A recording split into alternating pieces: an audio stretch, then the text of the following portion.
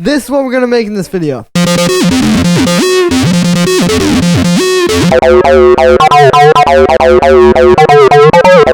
Alright, hey guys, Julian here today. This is the ultimate guide to making acid lines in Ableton. We're going to be talking about how to do the MIDI, the sound, as well as how to actually get the authentic sound. You know, not just putting a low pass filter on a saw wave, but actually really how do you get that proper 303 sound? What does it? I'm going to be showing you all of that in this video. To go along with this video, I just dropped a new pack called Definitive Acid Lines Volume 1, link is at the top of the description. What this pack is you get these 10 really high quality acid lines, you get the preset, the MIDI, and the wave file. So literally everything you need to take these apart, learn from them, make your own tracks. The sample pack will get you there. If you need some new inspiration or you're stuck wherever you're at, this will help you make better music today. You know, that's really the purpose of this, is to give you guys really high quality resources to make the best tracks of your life.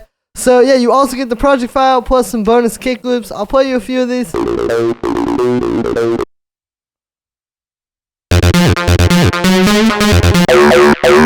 All super high quality stuff. Links at the top of the description. Thanks for the support. Every little bit helps, guys. And let's dive in. Alright, so we're going to start with this first type of acid line here.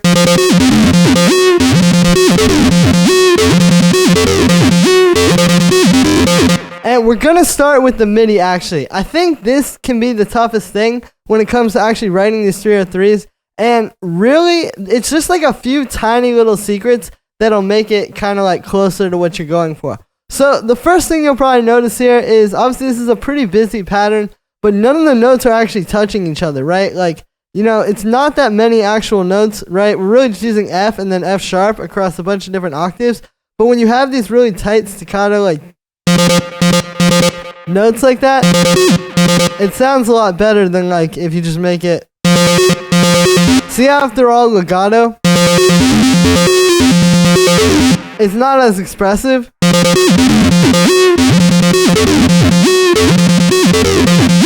So yeah, that's the first thing, is once you make a 303 pattern, like let's say you do have it kind of looking like this, right? Just take it, select all, and just drag these like a little bit over so it's more. And you can play with it too, like.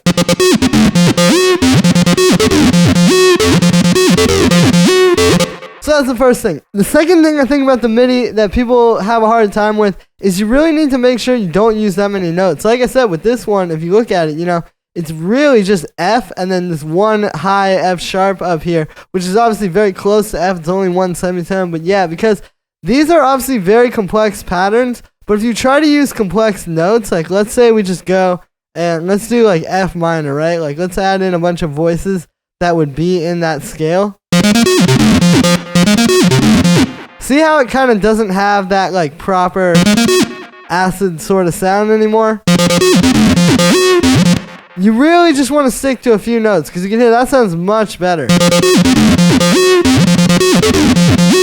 And then the other thing here is using the glides kind of like rhythmically. So what I mean by this is it's not just throwing in like the glide just to do it, where you'll have like these overlapping notes. It's not just doing it to do it. It's like actually putting it at moments where it helps the groove. Like if I bring in like a kick with this.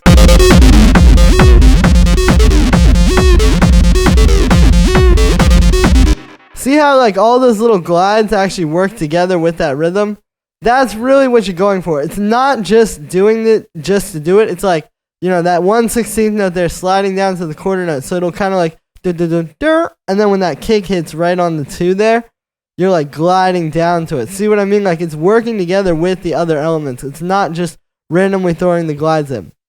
So yeah, and then when it comes to the sound on this one, it's really, so there's kind of like 2 waveforms you could use, right? Saw wave or a square wave. And I think the square wave is pretty underrated. You know, a lot of people, when you think of a 303, you think of just like a saw wave going through a bandpass or a low pass filter. But really, the square wave will give you that like fat, kind of like deep 303 like that, right? So we got the square 64, and then I actually do have a little bit of a saw wave in here. This one's got a shorter envelope, so you don't hear it as much. See, if I get rid of it, you know, it's not doing too much, but it's just adding in a little bit of mid-range to the sound.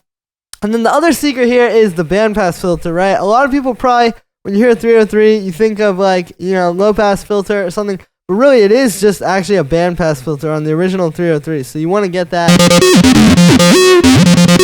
Also, the shaper here can be really useful, and you don't want that much envelope. It's only 15% on the envelope, because when you have the bandpass, if you do too much of that, see, it can get a little bit, like, kind of messy. I like it about there. High resonance. Also, putting the LFO on the filter cutoff really helps. Then, we're using amp here to distort this. There's without. So that can actually be a really good way to get that, like, crunchy 303, right? We've got a bit of delay, a bit of overdrive after the delay. Here's without that. And then with it, some reverb, like, really, really short. See, the size and decay are down. It's just adding, like, some room. It's not, like, a big, long reverb. You wouldn't want that. And then actually this limiter here to kind of, like, push everything a little. Make it a bit more animated. This one's, you know, pretty similar. So this is kind of like a smoother square 303. So this one is only square. Bandpass filter with some envelope. And also you can see this one, we've got the frequency to key set. So it's basically key tracking. So like the lower note, we'll have the filter closed. And then it opens as you go up.